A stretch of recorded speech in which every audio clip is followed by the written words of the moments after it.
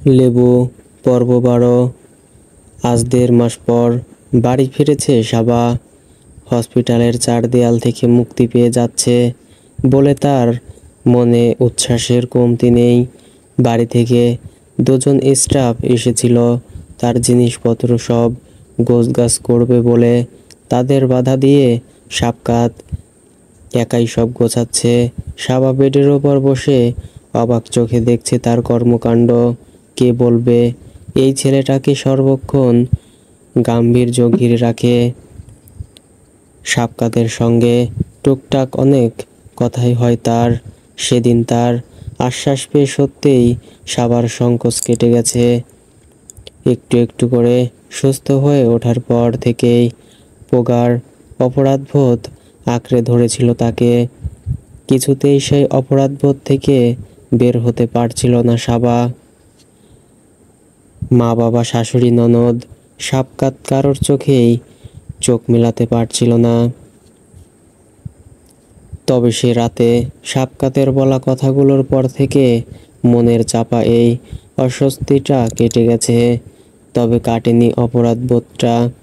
নিজের বোকামির কথা মনে পড়লেই অস্বস্তিতে লজ্জায় একাকার হয়ে যায় সে।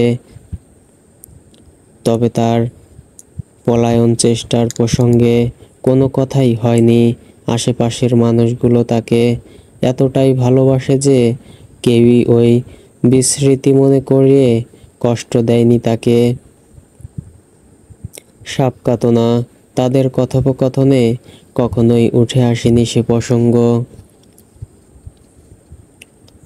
সাবা অবাক চোখে সাবকাতের দিকে তাকিয়ে কণ্ঠে দ্বিগুণ বিস্ময় নিয়ে বলল, আপনার বিজনেসগুলো কি সব উচ্ছন্নে গেছে? সাবকাত সাবার কাপড়ের ব্যাগটা গোছাচ্ছিল। হঠাৎ থমকে গিয়ে ভ্রু কুঁচকে জিজ্ঞেস করলো, কেন?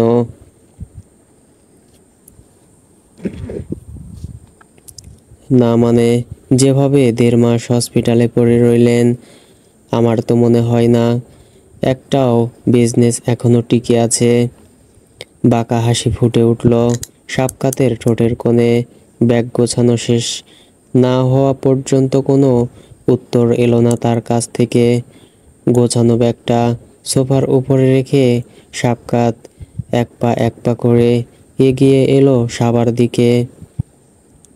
তার মুখোমুখি বসে চোখের ওপরে পড়া কতগুলো চুল গুজে দিল কানের পেছনে। গাঢ় স্বরে বলল, সাবা, আমি আমার বিজনেসগুলোকে এমনভাবে গড়ে তুলেছি যে কয়েকটা দিন আমাকে ছাড়া তারা উচ্ছন্নে যাবে না। কিন্তু তোমাকে তো সেভাবে গড়ে তুলতে পারিনি। সাবা বিস্ময়ে চোখ বড় বড় করে তাকিয়ে বলল, আপনার ধারণা আপনাকে ছাড়া আমি উচ্ছন্নে যাব? আপনার ধারণা না সত্যি। প্রমাণ তোমার বুকের ওই ক্ষতচিহ্ন দুটো।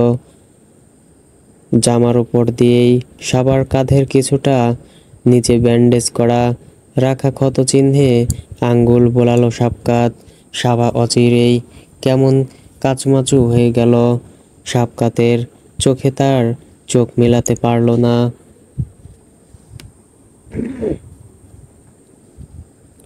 সাবার বাবা মা চাইলেন মেয়েকে নিজের কাছে রাখতে, তবে সাবকাত থাকতে তা কি সম্ভব কখনো? উল্টো তাদেরকেই নিজে এসেছে এই বাড়িতে মেয়ের কাছাকাছি রাখার জন্য। সাবাকে গাড়ি থেকে নামিয়ে সাবকাত সোজা নিয়ে এলো তার ঘরে। তাকে বিছানার উপর বসিয়ে রেখে কটেজ থেকে সাবার ঘরের পোশাক বের করতে ব্যস্ত হয়ে পড়ল। হসপিটালে থাকাকালীন দমবন্ধকর সময়গুলোতে সাবাকে একটু স্বস্তি দিতে সাবকাত প্রায়ই ল্যাপটপ নিয়ে বসে যেত তার পাশে অনলাইন শপিং করতে। সাবা একটা একটা জিনিস আঙ্গুল তাক করে দেখায় আর সাবকাত তার রিভিউ পড়ে শোনায়। সাবাকে ছবি দেখায়, ভালো লাগলে কার্টে অ্যাড করে নেয়। এই জামাগুলো সেভাবেই কেনা। সাবার সুবিধার জন্যে লম্বা লম্বা কতগুলো শার্ট অর্ডার দিয়েছে সে। সাবার অন্যান্য জামাকাপড় পাশের ঘর থেকে এনে তার কজেটে রাখা হয়েছে। তার প্রিয় বইপত্রগুলো এই ঘরের বুক সেলফটায় রাখা হয়েছে। তার ঘরের সঙ্গে লাগোয়া ব্যালকনির ফুল গাছগুলোও এই ঘরের ব্যালকনিতে রাখা হয়েছে। তার ওষুধপত্র রাখা হয়েছে ঘরের বেডসাইড টেবিলে। এসব আয়োজনের নির্দেশনা সে দিন কয়েক আগেই হসপিটালে বসে দিয়ে রেখেছিল। সাবকাত ব্যস্ত ভঙ্গিমায় বলল, শোনো সাবা, আমাদের ডিভোর্স না হওয়া পর্যন্ত তোমাকে এই বাড়িতেই থাকতে হবে। যতই হোক আইনত এখনো তুমি আমার বউ। বউকে তো আর অন্য বাড়িতে রাখতে পারি না। সাবার বুকটা ধক করে কেঁপে উঠল। হসপিটালের চার দেয়ালে বন্দি থেকে থেকে হাঁপিয়ে উঠেছিল সে। বাড়ি ফেরার জন্য ছটফট করছিল, কিন্তু প্রত্যেকবারই তার মনে ভেসে উঠেছিল এই বাড়ির কথা। এই বাড়িটাকে কি তবে আপন করে নিয়েছে তার অবচেতন মন? সাবা কম্পিত স্বরে বলল, কিন্তু সাবকাত সাবার দিকে তাকিয়ে তীক্ষ্ণ গলায় বলল, কি কিন্তু কি? সাবা আমতা আমতা করে বলল, আমাকে এই ঘরে নিয়ে এলেন কেন? সাবকাত উত্তর দিল না সাবার প্রশ্নের। তার চোখে মুখে রহস্যের আভা। যেন সবাই এই বিভ্রান্তি বড্ড উপভোগ্য তার কাছে। সাবার মুখোমুখি এসে বসল সাবকাত। এখনো কিন্তু উত্তর আসেনি তার কাছ থেকে। সাবা অমন রহস্যময় চাহনিতে কিছুটা হলেও ঘাবড়ে গিয়ে বলল, না মানে, আপনি তো সব সময় পাশের ঘরটাতেই থাকতেন। সাবকাত হালকা গলায় বলল, ওই ঘরে থাকতে চাচ্ছ? আবারও পালিয়ে যাওয়ার ইচ্ছা আছে নাকি? লজ্জায় লাল হয়ে গেল সাবার গাল দুটো। এর আগে সাবকাত তার পালিয়ে যাওয়ার প্রসঙ্গ টেনে আনেনি তাদের কথোপকথনের মাঝে। আজ আনলো।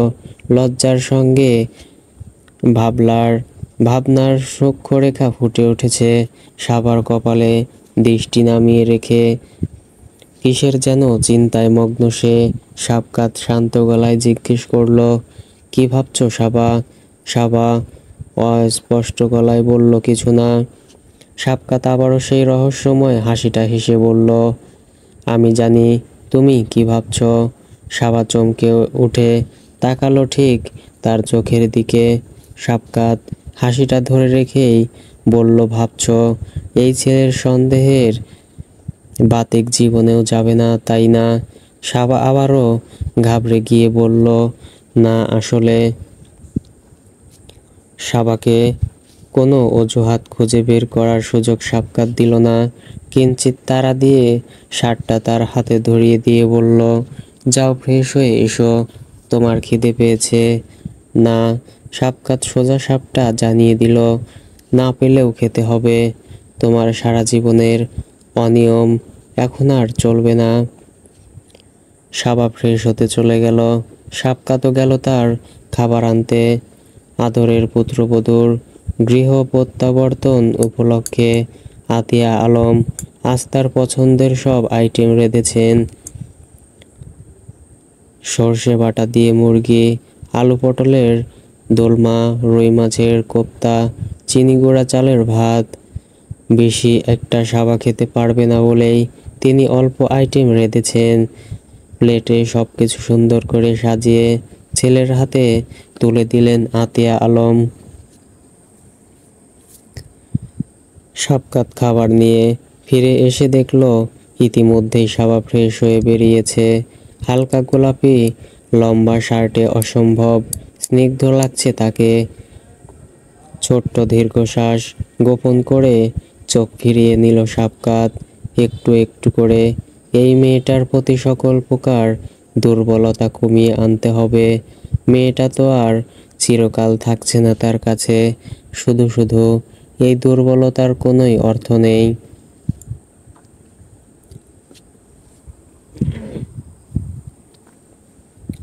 সাবা বিছানায় গা এলিয়ে দিতেই সাবকাত প্লেট নিয়ে বসলো তার পাশে। যত্ন নিয়ে ভাত মাখতেই শুরু করলো। সাবা বিস্ময়ের চূড়ান্ত শিখরে পৌঁছে বলল, আপনি আমাকে খাইয়ে দিবেন? সাবকাত সহজ গলায় বলল, এখন নিশ্চয়ই বলবে না সে অধিকার আমার নেই? তাছাড়া আমাদের ডিভোর্স তো হয়েই যাচ্ছে। তোমার সাথে ভালো কিছু তো কখনোই করলাম না। অন্তত এই শেষ কয়েকটা দিন তোমার সেবা করে পূর্ণ কমাতে দাও। সাবকাত কথাগুলো বলতে বলতে খাবার তুলে দিল সাবার মুখে। মুখে নিয়েই কিঞ্চিত কেঁপে উঠল সাবা। সাবকাত চিন্তিত সুরে বলল, গরম না? সাবকাত আবছা আক্ষেপের সুরে বলল, তুমি আমাকে সত্যি বলো না কেন? বলো তো সাবা, সত্যি বলবে কি? আমি তোমাকে গিলে খাবো। সাবা সরল গলায় বলল, সত্যিই তেমন গরম না। সাবকাত সূক্ষ্ম হাসি হেসে বলল, তুমি খুব ভালো করেই জানো আমি গরমের কথা বলছি না। সাবা দুর্বলভাবে বলল, আমি কখন আপনাকে মিথ্যা বললাম? সত্যি তো বলনি। সত্যি গোপন করা আর মিথ্যা বলা কি এক নয়? আমার সাবাকে থামিয়ে দিয়ে সাবকাত স্বাভাবিকভাবেই বলল, আর কোনো উপায় ছিল না। না, আমি জানি।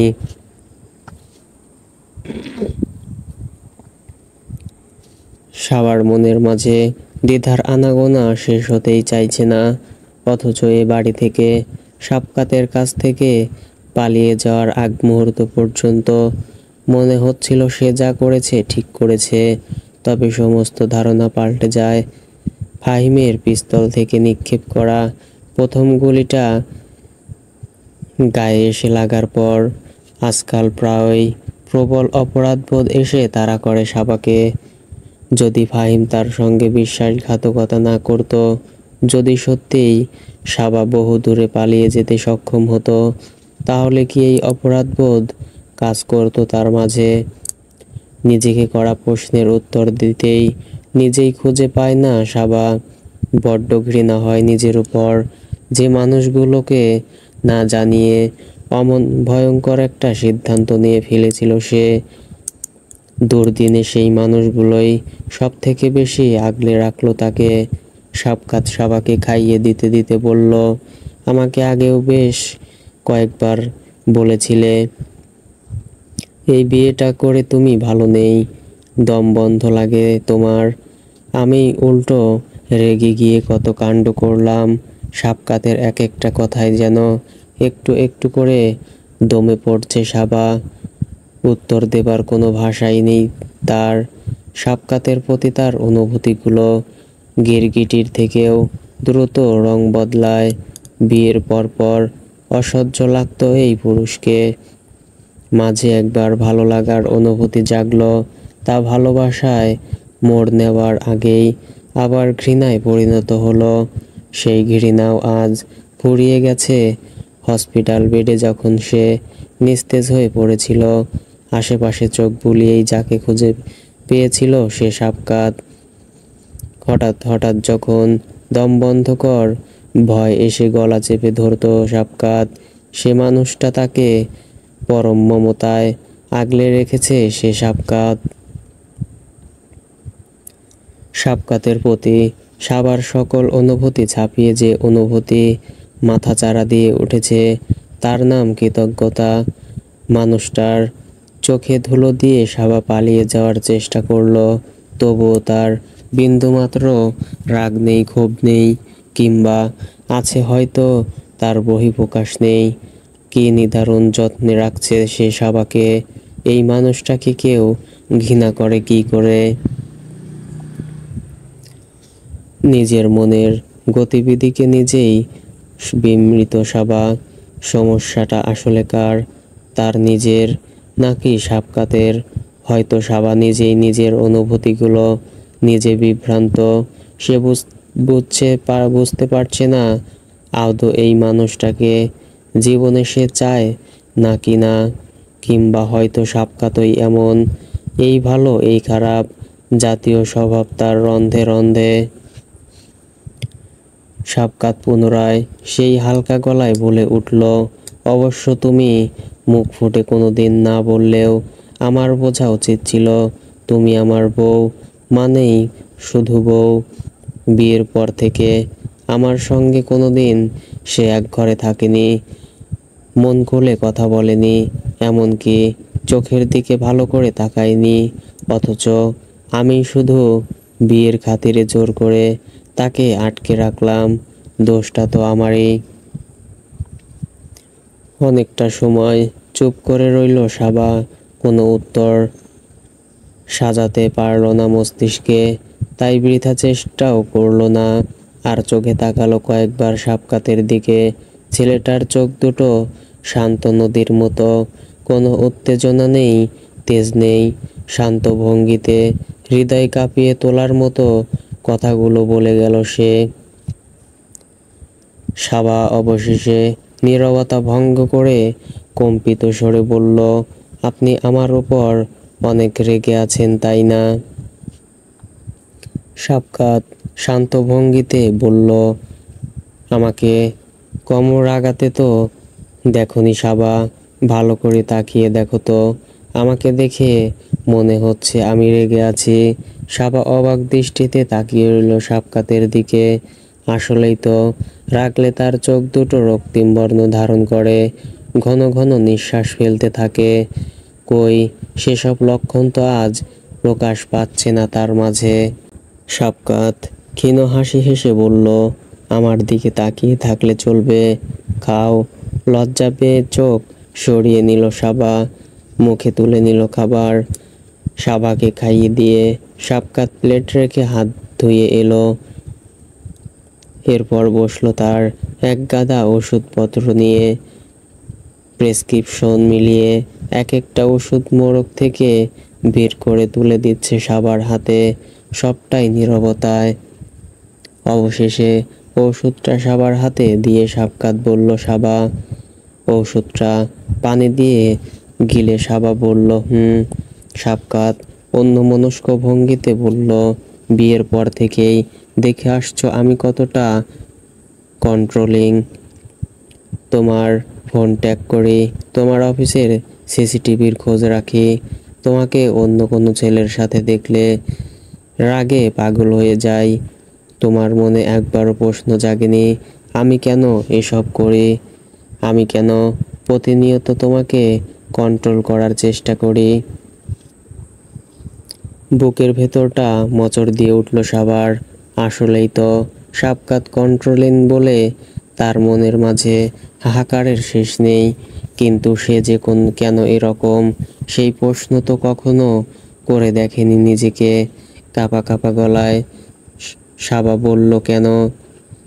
শাফকাত তাচ্ছিল্যের হাসি হেসে বলল, তোমার হয়তো মনে হতে পারে আমি এসব করি আমার মেল ইগোকে সন্তুষ্ট করার জন্য। ভাবতেই পারো তোমাকে হাতের মুঠোয় রেখে আমি পৌষাচ্ছিক আনন্দ পাই। ভাবনা। সাবা চুপ করে রইল। শাফকাত কি কোনোভাবে ঢুঁ মেরে এসেছে তার মস্তিষ্কের ভেতর থেকে? বিয়ের প্রথম দিকে সাবার আসলেই মনে হতো শাফকাত তাকে কন্ট্রোল করে পৌষাচ্ছিক আনন্দ পায়। শাফকাত সাবার গালের ওপরে আলতোভাবে একটা হাত রাখল। পুরুষালী দীপ্ত স্পর্শে রীতিমতো কেঁপে উঠল সাবা। শাফকাত গাঢ় স্বরে বলল, তাকাও আমার দিকে সাবা। বাড়ন্ত হৃদস্পন্দন আর কম্পিত দৃষ্টি নিয়ে সাবা তাকালো শাফকাতের চোখের দিকে। বলো, ভাবো কি না? সাবা হাত পা থরথর করে কাঁপছে। সে কি ভয় পাচ্ছে শাফকাতকে? সাবা তো জানতো সে কাউকে ভয় পায় না। সেই ধারণা কি ভুল ছিল তবে? সাবা ইতস্তত করে বলল, আমি। শাফকাত আদর মাখা এক ধমক দিয়ে বলল, এই মেয়ে? এতটুকু প্রশ্নের উত্তর দিতে গিয়ে হাত পা কাঁপার কি হলো? এদিকে এসো। নিঃসংকোচে সাবাকে বুকের মাঝে টেনে নিল শাফকাত। দুহাতে জড়িয়ে ধরল তাকে। শাফকাতের অশান্ত হৃদয়ের ধুকপুক শান্ত করতে পারল না সাবাকে। তার হাত পায়ের কম্পন তীব্রতর হলো। সাবা অস্থির কণ্ঠে বলল, আমি জানি না, কিচ্ছু জানি না। সাবকাত বলার সাবার চুলের মাঝে হাত বুলিয়ে বলল, থাক, বেশি কিছু ভাবতে হবে না, বেশি ভাবলেই কষ্ট পাবে। তুমি তো শুধু তোমার নিজের কথাটাই ভাবো, তাই জানো না তুমি কষ্ট পেলে তোমার আশেপাশের মানুষগুলোরও কষ্ট পায়। অসম্ভব কান্না পাচ্ছে সাবার। অদ্ভুত ব্যাপার, জীবনে এত কিছু ঘটে গেল, ভাইয়া চলে গেল, বিয়ের কারণে দম বন্ধ করা একটা পরিবেশের সৃষ্টি হলো, তবুও কখনো কাঁদতে ইচ্ছে করেনি। অথচ আজ আহ্লাদে বুক ফেটে কান্না পাচ্ছে। তার জীবনটাকেই কেন এত বিশৃঙ্খলাময় হতে হলো? তার জীবনটা কি আর 10টা মেয়ের মতো স্বাভাবিক হতে পারতো না? ফুলে ঘেরা বিশাল এক বাগান, যতদূর চোখ যায় ততদূর পর্যন্ত কেবল ফুল আর ফুল। ফুলগুলোর রং কেবলই গাঢ় নীল আর বেগুনি, ফাঁকে ফাঁকে দুই একটা আকাশি ফুলের গাছও রয়েছে। সবগুলো ফুল ঠিক একই আকারের। এই ফুলগুলোর নাম কি কে জানে? নাম যেমন অজানা, ঘ্রাণটাও ঠিক তাই। ফুলের নিজস্ব একটা সৌরভ রয়েছে। এমন ফুলের বাগানে তো সেই সৌরভ ভেসে বেড়ানোর কথা, অথচ কোনো ঘ্রাণই পেল না সাবা। একটু একটু করে উঠে বসলো সে। কতক্ষণ ঘুমিয়েছে কে জানে। বাগানের ঠিক মধ্যখানে প্রকাণ্ড শুভ্র বিছানায় ঘুমিয়েছিল সে কতক্ষণ। নিজের অজান্তেই ঠোঁটের কোণে হাসি ফুটে উঠল সাবার। চারিদিকে এত ফুল, নিমিষেই মনটা ভালো হয়ে গেল তার। ব্যস্ত পায়ে সাবা নেমে পড়ল বিছানা থেকে। একরাশ উচ্ছ্বাস নিয়ে ছুটে বেড়ালো বাগান জুড়ে। আকাশি রঙের একটা ফুল ছিঁড়ে গুজে রাখলো চুলে। ঠোঁট জুড়ে হাসির ছড়াছড়ি আর হৃদয় জুড়ে অজানা এক আনন্দের সুর নিয়ে ছুটে বেড়ালো অনেকটা সময়। ক্লান্ত হলো না কিছুতেই। একটা সময় ছুটতে ছুটতেই সাবা খেয়াল করলো বাগানের এক পাশে আচমকা আগুন লেগেছে। ভোস ভোস করে কালো ধোঁয়া উঠছে। আগুনের হাত থেকে ফুলগুলোকে বাঁচানোর জন্য সাবা সেদিকেই ছুটে যাচ্ছিল। মাঝপথে আবার থেমে গেল হঠাৎ। এ আগুনের সাধারণ আগুন নয়, সমুদ্রের স্রোতের মতো অগ্রাসী গতিতে আগুনের স্রোত ছুটে আসছে তার দিকে। আগুনের মধ্যে যতগুলো ফুল গাছ পড়ছে সবই তাতে ভস্ম হচ্ছে, তবুও খিদে মিটছে না আগুনের। সাবাকে ভস্মের আশঙ্কায় সাবার হৃদস্পন্দন এক লাফে বেড়ে গেল। কিছুক্ষণ ভয়ে স্তব্ধ হয়ে দাঁড়িয়েই রইল ঠিক একটা জায়গায়।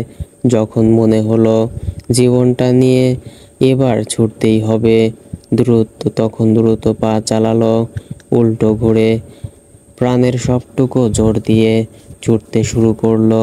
ছুটতে ছুটতে আচমকা হোঁচট খেয়ে পড়ে গেল সাবা। ব্যথাও পেল প্রচুর, তবুও তাতে ভ্রূক্ষেপ করার সময় হলো না। তড়িৎ গতিতে উঠে দাঁড়িয়ে একবার পেছনে ঘুরে তাকালো। তেজি গতিতে আগুনের স্রোত ক্রমশ ছুটে আসছে তার দিকে। আবারও সবেগে ছুটতে শুরু করলো সাবা। ছুটতে ছুটতে হঠাৎ তার চোখে পড়ল বিশাল একটা সোনালী রঙের দরজা। দরজার ওপরে সূক্ষ্ম সূক্ষ্ম কারুকাজ। এই দরজা পর্যন্ত পৌঁছাতে পারলেই নিরাপদ সে। আগুনের আগ্রাসী স্রোত আর তাকে স্পর্শ করতে পারবে না। প্রাণপণ সেদিকেই ছুটছে সাবা, তবে তার থেকেও ভয়ঙ্কর গতিতে ছুটছে আগুনের ওই স্রোত। অবশেষে সাবা প্রাণটা নিয়ে ওই দরজা পর্যন্ত পৌঁছাতে সক্ষম হলো। দ্রুত গতিতে ভেতরে প্রবেশ করে পুনরায় দরজা বন্ধ করে নিল। চোখ দুটো বুজে হাঁপাচ্ছে সাবা। আর একটু হলেই জীবনটা কেড়ে নিচ্ছিল ওই ভয়ঙ্করী আগুনের স্রোত। এবার সে চোখটা খুলে নিজের অবস্থান বুঝতে চেষ্টা করলো। এটা কোনো বাগান নয়, বন্ধ একটা ঘর। ঘরে কোনো আসবাবপত্র নেই, ক্ষীণ নীলচে একটা আলো। ঘরটা এতটাই প্রকাণ্ড যে এর এক প্রান্তে দাঁড়িয়ে আরেক প্রান্তের দেখা মিলছে না। ছোট ছোট পা ফেলে হাঁটতে শুরু করলো সাবা। সে জানে না পা দুটো তাকে কোথায় নিয়ে যাচ্ছে, তবুও কোথাও তো একটা যেতেই হবে তাকে। আবারও থমকে দাঁড়ালো সাবা। তার চোখ দুটো বড় বড় হয়ে গেল। আত্মা কেঁপে উঠল আবারও একবার। কাঠের চেয়ারের উপর দাঁড়িয়ে আছে আহনাব, হাসি মুখে। সিলিং ফ্যানের সঙ্গে একটা দড়ি বাজছে।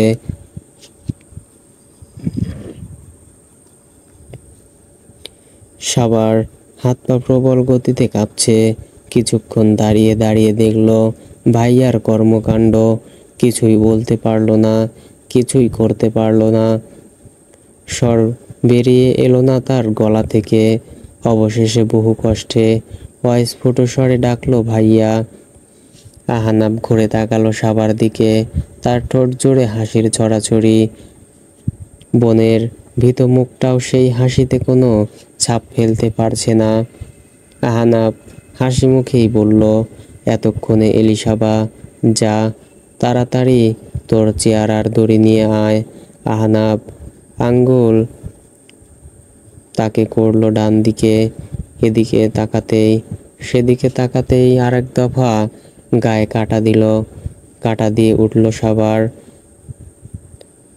সারি দিয়ে পরপর অসংখ্য কাঠের চেয়ার, সবগুলোই দেখতে অবিকল একরকম। সবগুলোর ওপরেই একটা করে মোটা দড়ি রাখা। সাবা কাঁপা কাঁপা গলায় বলল, ভাইয়া তুমি নেমে এসো প্লিজ, এটা করো না প্লিজ ভাইয়া। সাবা কাঁপছে, তার চোখ দুটো বেয়ে অঝরে অশ্রু ঝরছে, আর কণ্ঠে মিনতির সুর। তবুও সেই সুর স্পর্শ করতে পারল না আহনাবকে। হালকা ভঙ্গিতে সে বলল, মৃত্যু তো আমাদের চারপাশে গিজ গিজ করছে রে বোকা, সাপের মতো ফনা তুলে আছে। তুই পা বাড়ালেই ছোবল মারবে। মৃত্যুর জন্য আক্ষেপ করা থেকে নিজেই মরে যাওয়া ভালো না। সিলিং ফ্যানের সঙ্গে বেঁধে রাখা গোলাকার দড়িটা গলায় পড়ে নিল আহনাব। বিদ্যুতের গতিতে মাথা নাড়ছে সাবা, তবে ভাইয়াকে আটকাতে পারছে না।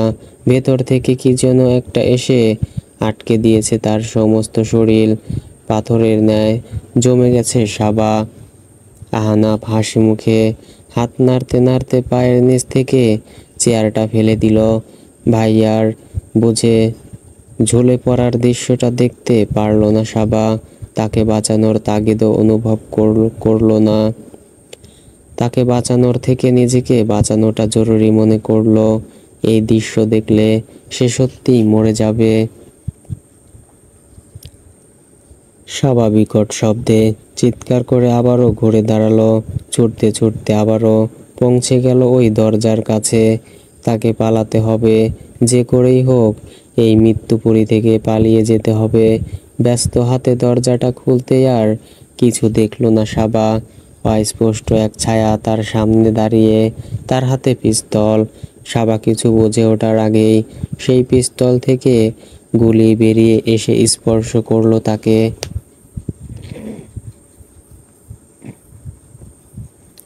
চিৎকার করে উঠে বসলো সাবা। মানুষের স্বপ্ন এতটাও ভয়ঙ্কর হয়, তবে তার শরীরের প্রতিটি কোষে আলোড়ন সৃষ্টি হয়েছে। হাত পা থরথর করে কাঁপছে। ভয় নিজের জামা হাতের মুঠোয় শক্ত করে চেপে ধরে রেখেছে সে। সাবার চিৎকারে ঘুম ভেঙে গেছে সাবকাতের। তাকে বসে থাকতে দেখে তড়িৎ গতিতে উঠে বসলো নিজেও। সাবকাত তার মাথায় হাত রেখে বলল, সাবা। সাবা কি হয়েছে? সাবা চোখ তুলে তাকালো সাবকাতের দিকে, কিন্তু কিছুই বলতে পারল না।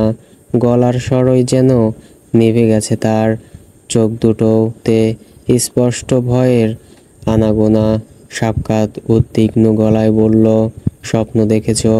সাবা কাঁপতে কাঁপতে হ্যাঁ সূচক মাথা নাড়ল। ক্ষণিকের জন্য হলেও মনে মনে স্বস্তির নিঃশ্বাস ফেলল সাবকাত। এই ঘটনার পর মস্তিষ্কে বড় ধরনের শক পেয়েছে সাবা। আগের সেই দৃঢ় ব্যক্তিত্বের মানুষটা সে আর নেই। একটুতেই ভয় পেয়ে অস্থির হয়ে উঠেছে। ভয়টা যদিও স্বাভাবিক, তবুও দুশ্চিন্তার শেষ নেই সাবকাতের মাঝে। সাবকাত বেড সাইড টেবিল থেকে পানির গ্লাস এনে সাবার মুখের সামনে ধরে বলল, পানিটা খাও।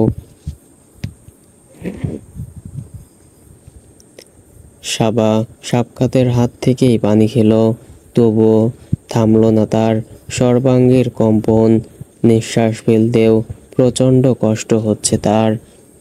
দুশ্চিন্তা ক্রমেই বেড়ে গেল সাবকাতের মাঝে। এই পৃথিবীর সমস্ত যন্ত্রণা সহ্য করতে প্রস্তুত সে, সাবাকে কষ্ট পেতে দেখা বাদে। সাবকাত নরম স্বরে তাকে শান্ত করার উদ্দেশ্যে বলল, কিচ্ছু হয়নি, সব ঠিক আছে, এদিকে এসো।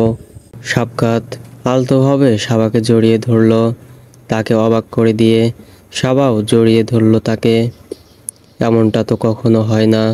অসুস্থতার দিনগুলোতে সাবাকে ভরসা দেওয়ার জন্য প্রায়ই সাবকাত জড়িয়ে ধরেছে তাকে, তবে আজই প্রথম সাবাও ধরল সাবকাতের বুকে। মুখ লুকিয়েই একটু একটু করে শান্ত হওয়ার চেষ্টা করছে সাবা। তার হৃদয়ের এক একটা স্পন্দন যেন একটু একটু করে শান্তির বার্তা পৌঁছে দিচ্ছে তার মাঝে। সাবকাত সাবার চুলের মাঝে হাত বুলিয়ে বলল, অনেক ভয়ের ছিল স্বপ্নটা। সাবা দুর্বলভাবে বলল, অনেক। আমি। মেয়েটার কণ্ঠই স্পষ্ট জানান দিচ্ছে কতটা ভয় পেয়েছে মেয়েটা। কথা বলতেও যেন ভারী কষ্ট হচ্ছে। এক একটা শব্দের পর কয়েক মুহূর্তের জন্য থামছে সাবা। সাবকাত তাকে আর কিছু বলতে না দিয়ে বলল, থাক, কথা বলতে হবে না, শান্ত হও আগে। সাবকাতকে আরেকটু শক্ত করে জড়িয়ে ধরল সাবা। চোখ দুটো বন্ধ করে তার বুকের মাঝে মুখ ডুবিয়ে পড়ে রইল। সাবার ঠোঁট জোড়া অবাধে টি শার্টের ওপর দিয়ে তার বুক স্পর্শ করল। সাবকাতের সারা শরীরে যেন বিদ্যুৎ খেলে গেল নিমিষেই। কতটা কড়া শাসনের মাঝে যে নিজেকে সামলে নিল সাবকাত, তা কেবল তারই জানা। সাবা ক্লান্ত ভঙ্গিতে বলল, কিছুক্ষণ এভাবেই থাকি। আনমনেই হেসে উঠল সাবকাত। তৎক্ষণাৎ জবাবও দিতে পারল না। বিস্ময়ের সঙ্গে বিচিত্র এক ভালো লাগায় গা ভাসালো। যে মেয়েটা তার কাছ থেকে চিরতরে পালিয়ে যেতে চেয়েছিল, সেই আজ তার বুকে থাকতে চাইছে। এটা সবার ব্যর্থতা না হলেও সাবকাতের সাফল্য বটে। একটু হলেও কি তবে মেয়েটার বিশ্বাস অর্জন করতে পারল সে। সাবকাত আশ্বাস দেওয়ার ভঙ্গিতে বলল, থাকো, কে মানা করেছে, যতক্ষণ খুশি থাকো। সাবা কম্পিত গলায় বলল, আমার খুব ভয় করছে সাবকাত, খুব ভয় করছে।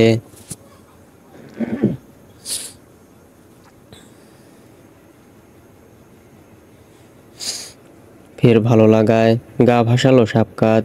মেয়েটা আজই প্রথম তাকে জড়িয়ে ধরলো, আবার আজই প্রথম নাম ধরে ডাকলো তাকে।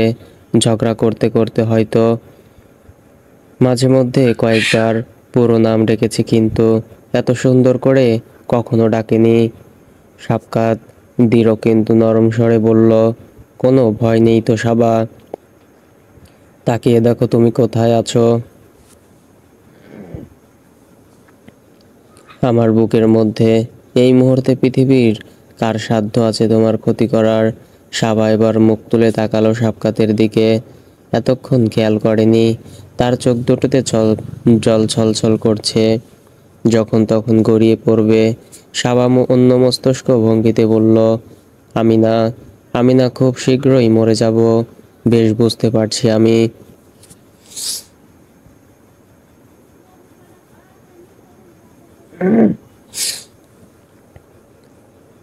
ধক করে কেঁপে উঠল সাবকাতের বুকের ভেতরটা।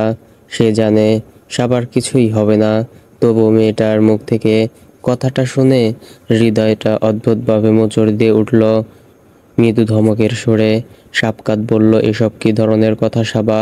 খবরদার এই কথা আর কখনো বলবে না তুমি। সাবা শুনল সেই নির্দেশ, নিজের মনেই নিজেই বলে গেল, আমি যদি সেই দিনই মরে যেতাম তাহলেই বোধহয় ভালো হতো। ভয়ে ভয়ে তো আর বেঁচে থাকতে হতো না। এবার আর নিজেকে ধরে রাখতে পারল না সাবকাত। ধৈর্য হারিয়ে কঠিন গলায় বলল, এই মেয়ে, কথা কানে যায় না তোমার? আর একবার এই কথা বললে এক চড় দিয়ে সবগুলো দাঁত ফেলে দিব। সাবা ভীত আহত দৃষ্টিতে তাকালো তার দিকে। মুহূর্তেই নিজেকে সামলে নিল সাবকাত। উফ, এই রাগটা স্বভাবই একদিন তার কাল হয়ে দাঁড়াবে। সাবকাত আবারও সাবাকে বুকের মাঝে চেপে ধরে অস্থির কণ্ঠে বলল, সরি সরি সরি সরি সাবা। সাবকাতের হঠাৎ উদয় হলো, হঠাৎ নিভে যাওয়া রাগ। কোনো ভাবান্তর হলো না সাবার মাঝে। কিসের যেন একটা অস্থিরতা এখনো তার মাঝে খেলে বেড়াচ্ছে। সাবা সাবকাতের বুক থেকে মুখটা তুলে তার দিকে তাকিয়ে ভাঙা ভাঙা গলায় বলল, আমার স্বপ্নটা খুব ভয়ঙ্কর ছিল জানেন। আমি যেখানেই যাই সেখানেই মৃত্যু আমাকে তাড়া করে বেড়াচ্ছিল, কোনো কারণ ছাড়া। এমন স্বপ্ন কেউ দেখে? সাবকাত সাবার গালে একটা হাত রেখে শান্ত ভঙ্গিতে বলল, কারণ আছে তো। এই ঘটনায় তুমি অনেক ভয় পেয়ে গিয়েছিলে। তোমার অবচেতন মনে এখন শুধুই আতঙ্ক। আমরা তো অবচেতন মনের ভাবনাগুলোকেই স্বপ্নে দেখি। তুমিও তোমার ভয় আর আতঙ্কটাকে স্বপ্ন দেখেছ, এর থেকে বেশি কিছু নয়। সাবার চোখ দুটো বেয়ে টপ টপ করে জল পড়ছে। সে জল সাবকাত মুছে দিলেও কোনো লাভ হচ্ছে না। ভয়ের থেকেও তার মধ্যে যে জিনিসটা বেশি দৃশ্যমান, তার নাম কষ্ট। সাবা অসহায় ভঙ্গিতে বলল, আপনার কাছে একটা জিনিস চাইতে পারি? সাবকাত ক্ষীণ হাসি হেসে বলল, চেয়েই দেখো। সাবা থেমে গেল। আপনি তো কত কিছুই করলেন আমার জন্য। শরীরের দুটো গুলির আঘাতের জন্য দিনের পর দিন আমার পাশে হসপিটালে কাটালেন। ডক্টর, অপারেশন, ওষুধপত্র, নার্স, টেস্ট সব মিলিয়ে হুলস্থুল কাণ্ড বাঁধিয়ে দিলেন। কিন্তু আমার আরও একটা আঘাত আছে জানেন। ক্ষত চিহ্নটা আজও শুকিয়ে যায়নি, নতুনের মতো তরতাজা রয়ে গেছে। সাবকাত উদ্বিগ্ন গলায় বলল, কিসের আঘাত সাবা? সাবা অস্থির কণ্ঠে বলল, আমার মনের আঘাত। দম বন্ধ লাগে আমার প্রতি মুহূর্তে। মনে হয় আমি পাগল হয়ে যাচ্ছি, তবুও কাউকে বুঝতেই দেই না আমার ভেতরের যন্ত্রণাগুলোর কথা। আজ আপনাকে সরাসরি বলেই দিলাম, শরীরটাকে যেভাবে একটু একটু করে সারিয়ে তুলছেন, মনটাকেও সারিয়ে দেবেন প্লিজ। সাবকাত সাবার কপালে চুমু খেয়ে বলল, অবশ্যই দেব। আমি না দিলে কে দেবে? সাবা একটু বোধহয় শান্ত হলো নিজ থেকেই। সাবকাতকে ছেড়ে কেমন জড়সড় হয়ে বসে রইল। সাবকাত সাবার লম্বা শার্টের উপরে বোতামগুলো খুলতে খুলতে বলল, তুমি একটু রিল্যাক্স করো। আমার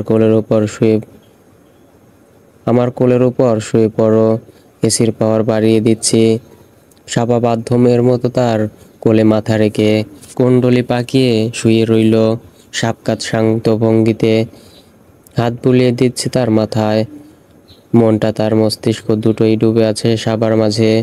সাবকাত বহু আগে থেকেই জানে মেয়েটা মানসিকভাবে ভেঙে পড়েছে, আর 10টা মানুষের মতো স্বাভাবিক নয় সে। ভাইয়ার মৃত্যু তার মাঝে গভীর ট্রমার সৃষ্টি করেছে, যে ট্রমা সে আজও কাটিয়ে উঠতে পারেনি। তবুও বাইরে থেকে একটা দম্ভ নিয়ে চলত সাবা, যে দম্ভ তাকে কারো সামনে নিজের দুর্বলতা প্রকাশে বাধা দিত প্রতিনিয়ত। সাবা কখনো কাউকে মুখ ফুটে বলতে পারেনি তার কষ্টগুলোর কথা, তার মানসিক যন্ত্রণার কথা আজ পারছে। ভেতরে ভেতরে না জানি কতটা অসহনীয় হয়ে দাঁড়িয়েছে এই কষ্টগুলো। সাবকাত নীরবতা ভঙ্গ করে শান্ত গলায় বলল, কিসের এত যন্ত্রণা তোমার সাবা? সাবা বিড়বিড় করে বলল, আমি নিজেকে বুঝতে পারি না। মানুষ যখন নিজেকে নিজেই বুঝতে পারে না, তখন তার থেকে বড় অসহায় আর কেউ হয় না। নিজেকে বুঝতে না পারার কি হলো জানি না তো, আমার এই মনে হয়। মনের কথাটা মনেই রয়ে গেল। সাবা বলতে চেয়েছিল, এই মনে হয় আপনাকে ভালোবাসি, এই মনে হয় বাসি না। বলতে পারলো না। সাবকাতের কোল থেকে মাথা তুলে তার মুখোমুখি বসলো সাবা। কম্পিত গলায় বলল, এই মনে হয় আমি এই বাড়িটাতে থেকে যেতে চাই, আবার এই মনে এখান থেকে ছুটে পালিয়ে যাই। এই মনে হয় সব ভুলে আবার আগের মতো স্বাভাবিক হয়ে যাই। এই মনে হয় যন্ত্রণার জীবনটাকেই আপন করে নেই। সমস্যা কি আমার? সাবা কাঁদছে, এক হাতে মাথার চুল মুঠে করে খামচে ধরে কাঁদছে। কান্নায় তার সারা শরীর কেঁপে উঠছে। দৃশ্যটা গভীর ক্ষতের সৃষ্টি করলো সাবকাতের হৃদয়ে। মেয়েটা এভাবে কষ্ট পাচ্ছে, কিংবা বলা ভালো, এভাবে কষ্ট পেয়ে আসছে এতগুলো দিন ধরে। সাবকাত সাবার কাঁধে হাত রেখে বলল, সাবা পাগলামি করে না সাবা, শান্ত হও। সাবা কাঁদতে কাঁদতে বলল, শুনুন না প্লিজ, আমার কথাগুলো কেউ শোনে না, কাউকে বলতেই পারি না। আজ সাহস করে আপনাকে বলেছি, আপনিও শুনবেন না। সাবকাতের হৃদয়টা এবার স্পন্দিত হতে যেন ভুলে গেল। একটা মানুষ ভেতরে ভেতরে কতটা অসহায় হলে কেবল তার কথা শোনার জন্য কাউকে এভাবে অনুরোধ করতে পারে। সাবকাত সাবার চোখের জল মুছে দিয়ে ভরসা মাখা গলায় বলল, শুনবো তো, অবশ্যই শুনবো, বলো, শান্ত হয়ে বলো। সাবা অশান্ত স্বরেই বলল, আমি নিজেকে খুব ঘৃণা করি জানেন, খুব। আমার কাছের মানুষগুলোকে আমি প্রতিনিয়ত হতাশ করে চলছি। আমার ভাইয়া ভাইয়া চোখের সামনে মারা গেল। ওর মৃত্যু যদি স্বাভাবিকভাবে হতো তাহলে হয়তো এতটা ভেঙে পড়তাম না, কিন্তু সাবা বলতে পারল না কিছুই। চোখ দুটো বেয়ে অঝরে জল গড়িয়ে পড়ছে। চোখের সামনে ভেসে উঠল সিলিং ফ্যানের সঙ্গে আহনাফের ঝুলন্ত দেহটা। আবারও দুহাতে মাথার চুল চেপে ধরল সাবা। অসহ্য লাগছে তার এই মুহূর্তে, অসহ্য লাগছে জীবনটাকে। সাবা বিলাপের সুরে বলল, ওর তো চলে যাওয়ার কথা ছিল না, একটা মানুষ অন্যায়ভাবে ওকে ফাঁসিয়ে চলে যেতে বাধ্য করলো, আর আমি কি করলাম? হাত গুটিয়ে বসে থাকলাম, যার কারণে ভাইয়া আজ পৃথিবীতে নেই। সেই মেয়েটা এখনো ওপেনলি ঘোরাফেরা করছে, অথচ আমি কিছুই করতে পারছি না। সাবকাত অবাক চোখে দেখছে সাবাকে। সান্ত্বনা দেওয়ার ভাষা তো হারিয়ে ফেলেছে বহু আগেই। এই তাহলে প্রকৃত সাবা। কাঠিন্যের চাদরে এই মানুষটাকেই আড়াল করে রেখেছিল সে এতদিন, যে কাঁদতে জানে, যার মনের মাঝে কষ্টের শেষ নেই। সাবা আক্ষেপের সুরে বলল, আমি আমার ভাইয়াকে হতাশ করলাম, বাবা মাকে হতাশ করলাম, বিয়ে করে এ বাড়িতে এসে শাশুড়িকে হতাশ করলাম। উনি কি কোনোদিনও আমার মতো ছেলেদের বউ চেয়েছিলেন? যে মেয়েটা তার ছেলেকে রেসপেক্টই করতে জানে না। সাবকাত এক নিঃশ্বাসে বলল, সাবা তোমাকে এসব নিয়ে চিন্তা করতে হবে না। সাবা আঁতকে উঠে বলল, না, আপনি আমার কথা শুনুন। এই প্রথম মনের গভীরতম স্তরে জমিয়ে রাখা কথাগুলো কাউকে বলছে। বারবার মনে হচ্ছে এই কথা সাবকাতের কর্ণকুহরে না পৌঁছালে যেন অতল গহ্বরে তলিয়ে যাবে সে। সাবকাতও তাকে বলার সুযোগ করে দিয়ে চুপ করে রইল। সাবা অনুতপ্ত গলায় বলল, আমি আপনাকেও হতাশ করেছি। শুরু থেকেই আমি আপনার সাথে মানিয়ে নেওয়ার চেষ্টা করিনি, আপনাকে বোঝার চেষ্টা করিনি। আপনার স্ত্রী হওয়া সত্ত্বেও আপনার কাছ থেকে পালিয়ে যাওয়ার চেষ্টা করলাম। ওই দুটো বুলেট আমার চোখ খুলে দিয়েছে জানেন, আমাকে বুঝিয়ে দিয়েছে। শাফকাত গভীর গলায় বলল। শেষ কথা আর কিছু বলবে? সাবা অসহায় গলায় বলল, আপনি আমাকে খুব ঘৃণা করেন না? শাফকাত তাচ্ছিল্যের হাসি হেসে বলল, ঘৃণা? মানুষ যাকে নিজের চাইতেও বেশি ভালোবাসে, যাকে কেন্দ্র করে তার পুরো পৃথিবীটা ঘোরে, তাকে ঘৃণা করে কি করে? শাফকাতের জানা নেই। মনের কথাটা মনেই চেপে রেখে শাফকাত বলল, কেন মনে হলো আমি তোমাকে ঘৃণা করি? সাবা আহত গলায় বলল, না হলে ডিভোর্স দিচ্ছেন কেন? যে মেয়েটা বাড়ি ছেড়ে পালিয়ে যাওয়ার দুঃসাহস দেখায়, তার সঙ্গে নিশ্চয়ই সংসার করা যায় না। শাফকাত দুহাতে সাবার দু চোখের জল মুছে দিয়ে বলল, নিজের ঘাড়ে সব দোষ নিলেই সমস্যার সমাধান হয়ে যায়। আহনাফের মৃত্যুর জন্য যে মেয়েটা দায়ী, তাকে খোঁজার দায়িত্ব তোমার একার। কর্তব্য তো। ভাইয়া আমাকে কত ভালোবাসতো, অথচ ওর মরে যেতে যে মেয়েটা বাধ্য করলো, তাকে আমি খুঁজে বের করতে পারলাম না, শাস্তির মুখোমুখি করতে পারলাম না। কেমন বোন আমি? খুঁজে পাওনি কারণ খোঁজার চেষ্টাই করনি কখনো। এটা নিয়ে কোনো অপরাধ বোধে ভুগবে না সাবা। ডিভোর্স হোক আর যাই হোক, আমি কথা দিচ্ছি ওই মেয়েটাকে খুঁজে বের করতে তোমাকে সব ধরনের সাহায্য করব। সাবা বিস্মিত চোখে তাকিয়ে রইল শাফকাতের দিকে। ইতিকে খুঁজে বের করতে শাফকাত তাকে সাহায্য করবে? আসলেই?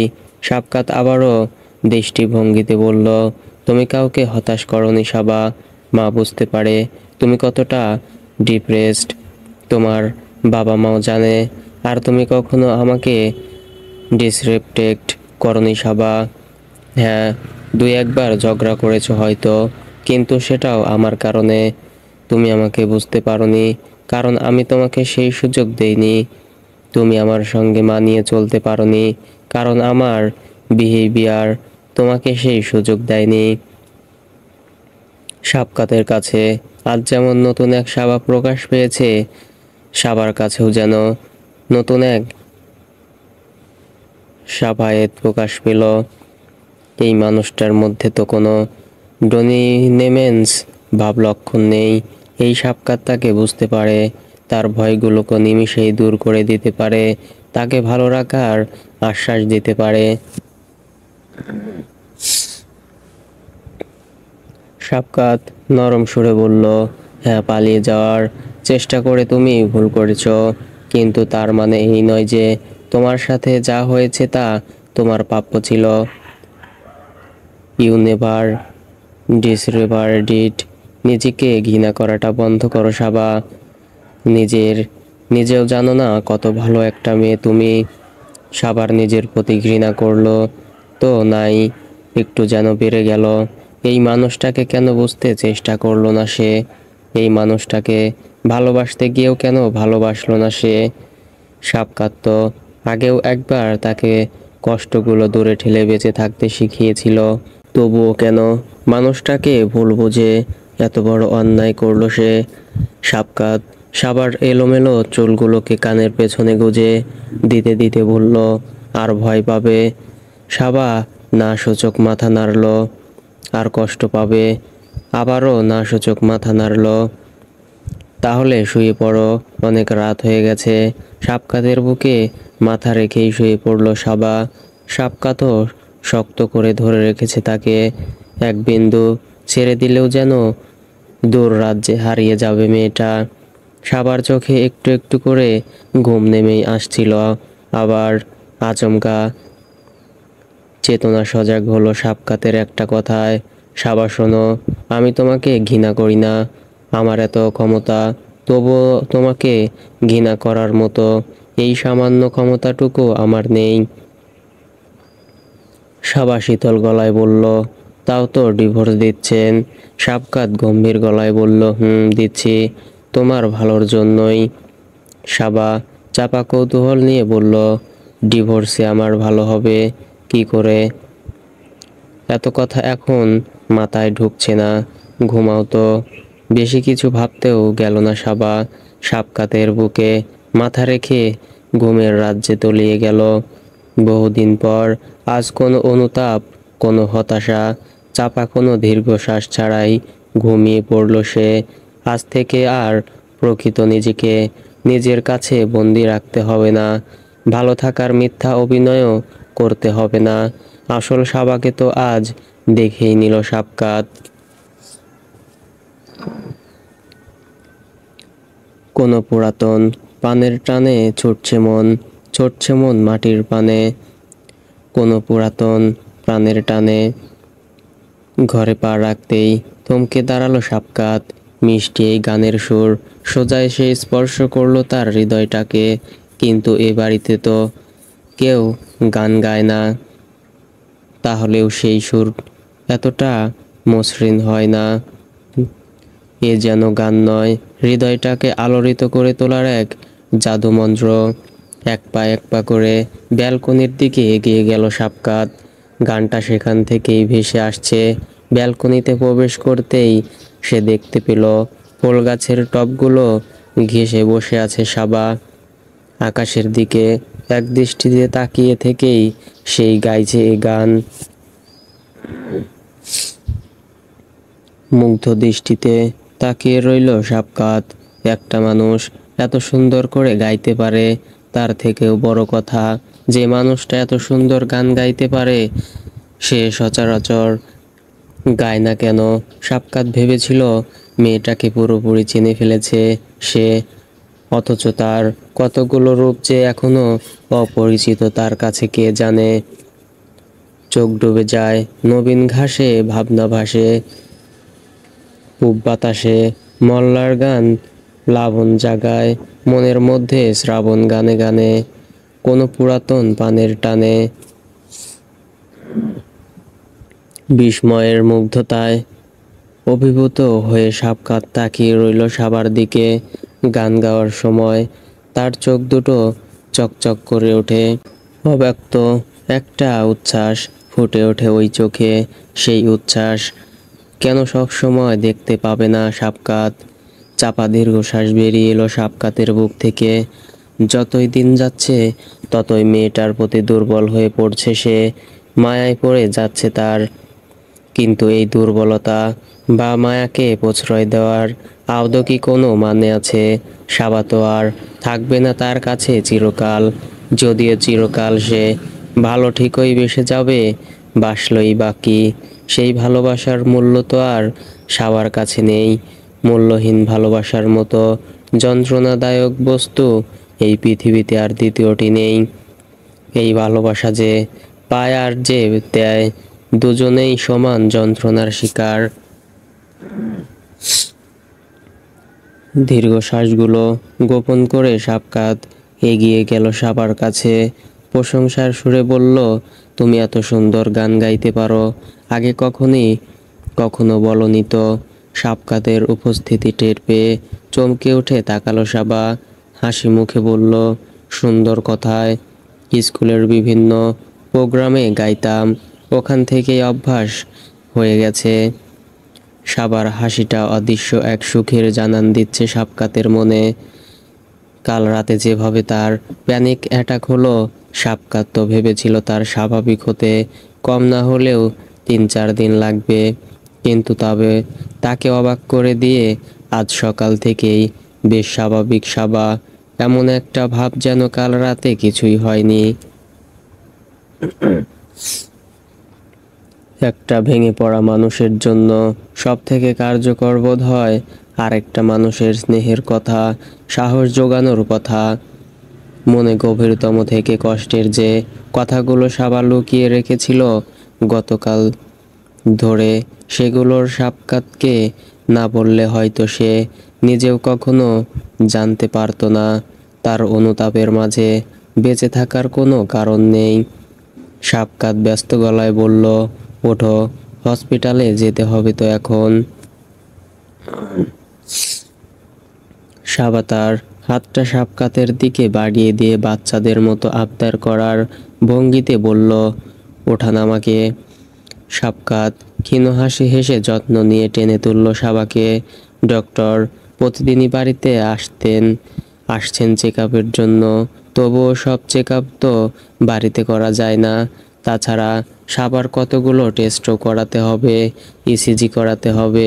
এসবের জন্যই আজ হসপিটালে যাচ্ছে তারা। রক্তের স্যাম্পল দেওয়ার সময় বা ইসিজি করানোর সময়ে আজ আর ভয় পেল না সাবা। একা একা সব টেস্টের আনুষ্ঠানিকতা সেরে এলো কাল এক রাতেই। তার ভয় অনেকটা কেটে গেছে। দিনভর এক গভীর চিন্তায় মগ্ন সাবার মস্তিষ্ক। বারবার একটা প্রশ্ন সে করছে নিজেকে, সাবকাত কি জাদু জানে?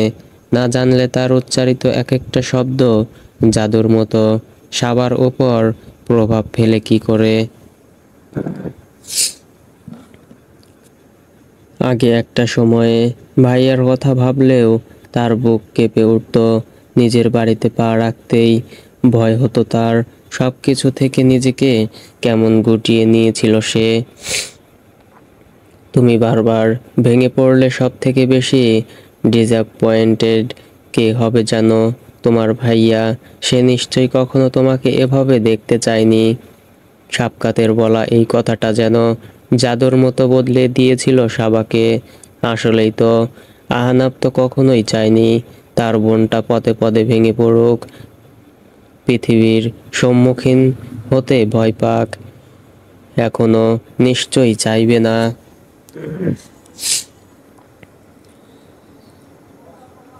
সাবকাতের কথা অনুযায়ী এরপর থেকে আর নিজেকে ভেঙে পড়তে দেয়নি সাবা। শক্ত হাতে সামলেছে নিজেকে। ভাইয়ার কথা যখনই মনে পড়েছে, মনকে বাধ্য করেছে তার ঝুলন্ত প্রাণহীন দেহটার কথা না ভেবে তার সঙ্গে কাটানো অনির্বচনীয় সুন্দর মুহূর্তগুলোর কথা ভাবতে। সাবা জানে না গত রাতে তার কি হয়েছিল। আহনাব চলে যাওয়ার পর থেকেই নিজেকে বড্ড গুছিয়ে নিয়েছে সে। মনের কথাগুলো সাহসা কাউকে খুলে বলতো না, কিন্তু না জানি কাল কিভাবে কি হলো। সাবকাতকে নিজের সব থেকে ভরসাযোগ্য আশ্রয় বলে মনে হলো, যার কাছে দ্বিধাদ্বন্দ্বে বলা যায় মনের কথা। মনে হলো তার মনের কথাগুলো বোঝার ক্ষমতা যদি কারো থেকে থাকে তা সাবকাতেরই আছে। আসলেও তো তাই। অপারেশনের পর জ্ঞান ফিরে পাওয়ার পর দিন থেকে শুরু করে গত রাত অবধি আবছা একটা অপরাধবোধ ঘিরে ধরে রেখেছিল সাবাকে। সে অপরাধবোধ নিঃশ্বাস ফেলতে বাধা দিচ্ছিল প্রতিনিয়ত।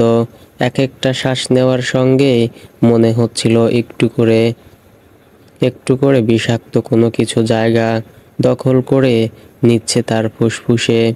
আজ সেই অপরাধবোধ নেই। মানুষটা সত্যিই জাদু জানে। হসপিটালে থেকে ফেরার পথে সাবকাত নিজেই ড্রাইভ করতে বলে ঠিক করলো। সাবা বসে আছে প্যাসেঞ্জার সিটে। তার দৃষ্টি জানালার বাইরে বড় বড় বিল্ডিংগুলোর উপর। কেমন অদ্ভুত লাগছে সাবার। এই দিনেও তো এভাবেই প্যাসেঞ্জার সিটে বসে বাইরের দিকে তাকিয়েছিল। পার্থক্য শুধু সময়ের আর নিরাপত্তার। সেদিন সাবা কতটা বিপদের মুখে ছিল, আর আজ কতটা নিরাপদ। পথেই সাবার পথে পড়ল বিশাল একটা আইসক্রিম পার্লার। সুপ্ত একটা ছেলে মানুষই ইচ্ছা জেগে উঠল মনে। ইচ্ছা পূরণের তাগিদেই ইতস্তত করে ডাকলো সাবকাত। সূক্ষ্ম হাসি ফুটে উঠল সাবকাতের ঠোঁটের কোণে। ধীরে সুস্থে তার নামটা উচ্চারণ করলো সাবা, যেন উচ্চারণে তার প্রচণ্ড কষ্ট হচ্ছে। আবারও স্পষ্ট একটা যত্ন লুকিয়ে আছে, যেন তার নাম উচ্চারণে কোনো প্রকার ভুল না হয়। সাবকাত হালকা গলায় বলল, আইসক্রিম খাবো। সাবকাতের ঠোঁটের কোণের হাসিটা আর একটু তীক্ষ্ণ আকার ধারণ করলো।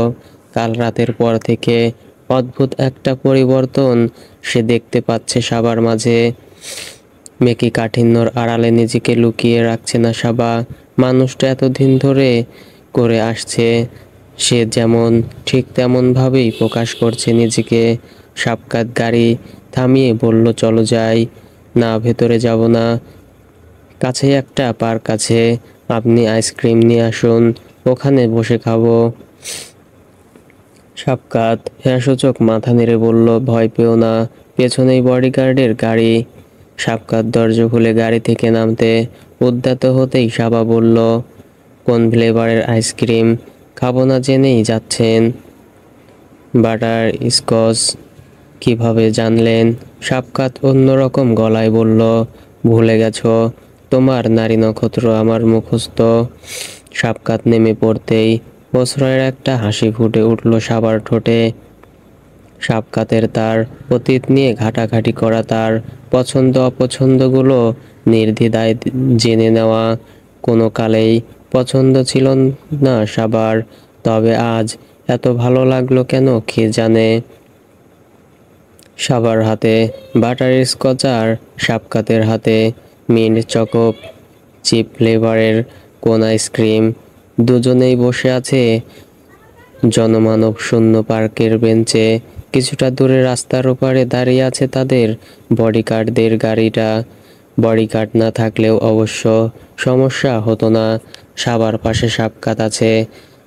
কে জানি, কেন জানি এই মানুষটার পাশে থাকলে পৃথিবীর কোনো ভয়ই তাকে স্পর্শ করতে পারে না।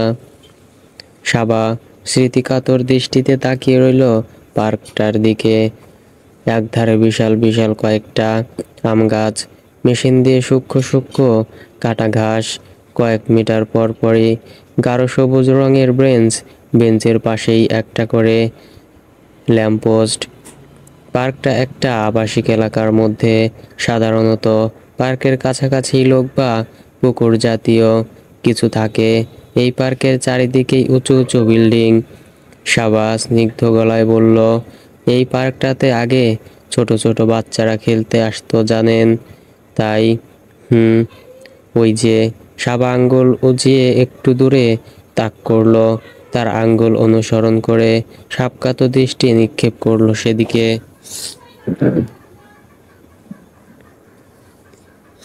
সাবা উচ্ছ্বাস নিয়ে বলল, ওখানে আগে একটা স্লাইড ছিল, দোলনা টোলনা আর আরও কি কি যেন ছিল। বিকেল হলেই বাচ্চাগুলো এসে জড়ো হতো এখানে। কাছেই তো একটা প্রাইমারি স্কুল, ওদের ছুটির পর সোজা এখানে চলে আসতো। সাবকাত আগ্রহ নিয়ে বলল, তুমি এসব জানলে কি করে? আমার ভার্সিটিও তো কাছেই, সময় পেলেই বন্ধুদের সাথে এখানে চলে আসতাম। বাচ্চারা এক পাশে খেলতো, আমরা আরেক পাশে আড্ডায় মেতে উঠতাম। এখন বাচ্চারা কোথায়? সাবা আবার আঙ্গুল তাক করলো পার্কের পাশের একটা ইটের দালানের উপর। শুকনো গলায় বলল, ওই বাড়িতে এক বৃদ্ধা থাকে, তার বাচ্চাদের চেঁচামেচি মোটেও ভালো লাগে না। কয়েকবার তো দেখেছি নিজেই বেরিয়ে এসে ওদের ধমক দিচ্ছে, তবুও কাজ হয়নি। ওরা এখানে প্রতিদিন আসবেই। সাবকাত আক্ষেপের সুরে বলল, তারপর? সাবা মলিন কণ্ঠে বলল, শেষমেশ বৃদ্ধা ওদের স্কুলে কমপ্লেইন করলো, স্কুল থেকেও জানিয়ে দিল। এখন থেকে ছুটির পর সোজা বাসায় না গেলে ওদের বিরুদ্ধে ব্যবস্থা নেওয়া হবে। ব্যাস, এরপর থেকে পার্কটাও মরে গেল। সাবার চোখে মুখে মলিনতা দীর্ঘস্থায়ী হলো না। বাচ্চাদের খেলতে না পারা নিয়ে আফসোস না করে আবারও আইসক্রিম মনোযোগ হলো সে। আর চোখে একটু পর পর তাকে দেখছে সাবকাত। মেয়েটার ভাবভঙ্গি এমন যেন এই আইসক্রিমের থেকে জরুরি এই পৃথিবীতে আর কিছুই নেই। সাবকাত হালকা গলায় বলল, তোমাকে দেখে আজ কি মনে হচ্ছে জানো সাবা? সাবা কৌতূহল গলায় বলল, কি? সাবকাত ঘোর লাগা কণ্ঠে বলল, তুমি বাচ্চা একটা মেয়ে, পৃথিবীর কোনো কিছু নিয়ে তোমার মাথা ব্যথা নেই। সাবা খানিক হেসে অন্যমনস্ক ভঙ্গিতে বলল, আমি এমনই ছিলাম জানেন, নিজের জীবনটা নিয়ে নিজেই কোনোদিন চিন্তা করিনি। এসব তো বাবার কাজ, ভাইয়ার কাজ। কয়েকদিন আগেও আমার জীবনের সব থেকে বড় দুশ্চিন্তা ছিল 100 টাকার মধ্যে কয় টাকার কোল্ড ড্রিঙ্কস খাবো আর কয় টাকা রিক্সা ভাড়া দেব। আনমনেই হেসে ফেলল সাবা। তবে সেই হাসি স্পর্শ করল না শাফকাত। সে বুঝতে পারছে হাসির আড়ালে কতটা আক্ষেপ, কতটা যন্ত্রণা লুকিয়ে রেখেছে মেয়েটা। সাবা দম নিয়ে আবারও বলল, বাবা আমাকে খুব লিমিটেড পকেট মানি দিত। গাড়ি দেওয়ার তো প্রশ্নই ওঠে না। নিজের মতো করে বড় হতে দিয়েছে আমাকে, জীবনটাকে এনজয় করতে শিখিয়েছে। অথচ আমার জীবনটাই কেমন হয়ে গেল। শাফকাত দৃঢ় গলায় বলল, সুযোগ কি ফুরিয়ে গেছে? চাইলে এখনো তো জীবনটাকে এনজয় করা যায়। সাবা কম্পিত সুরে বলল, চাই তো পারি না, বারবার হেরে যাই। ভেতর থেকে কি যেন একটা এসে আটকে দেয় আমাকে। শাফকাত সাহস দেওয়ার ভঙ্গিতে বলল, আটকে যাওয়াই তো যাবে না সাবা। নিজের এই নেগেটিভ এনার্জির সাথে নিজেকেই লড়তে হবে। তোমার হয়ে কেউ এই লড়াইটা করে দিতে পারবে না। সাবা কি বলবে ভেবে না পেয়ে বলল, বয়ে গেল নীরবতার হাওয়া। শাফকাতের কাছে একটা প্রশ্নের উত্তর এখনো পাওনা রয়ে গেছে সাবার। শাফকাত ভেবে পেল না সেই উত্তরটা দেওয়ার মক্ষম সময় এখন কিনা। অবশেষে ভাবনা চিন্তা দূরে ঠেলে বলল, ঠিক এই কারণেই আমি তোমাকে ডিভোর্স দিচ্ছি। সাবা চমকে উঠে বলল, কোন কারণে? এই যে তুমি লাইফটাকে এনজয় করতে পারছো না। সাবা অবাক দৃষ্টিতে তাকিয়ে রইল শাফকাতের দিকে। শাফকাত তাচ্ছিল্যের হাসি গোপন করে বলল, তোমার হয়তো এই মুহূর্তে মনে হচ্ছে ডিভোর্সের কোনো প্রয়োজন নেই, কিন্তু লং টার্মে চিন্তা করে দেখো সাবা, একটা সময়ে সব স্বাভাবিক হয়ে যাবে। তুমি সুস্থ হয়ে উঠবে, আমিও ব্যস্ত হয়ে যাব। এখনকার মতো সব সময় তোমার পাশে থাকবো না। তাছাড়া আমি তো বদলাবো না। তোমার ওপর আমার নজরদারি, কন্ট্রোলিং বিহেভিয়ার আগের মতোই থাকবে, যেটা তুমি সহ্য করতে পারবে না। কি দরকার শুধু শুধু বিয়েটাকে ধরে রেখে? সাবা ভেবে পেল না এর জবাবে কি বলবে। শাফকাতের কথায় যুক্তি থাকলেও সেই যুক্তি মানতে চাইছে না মনটা।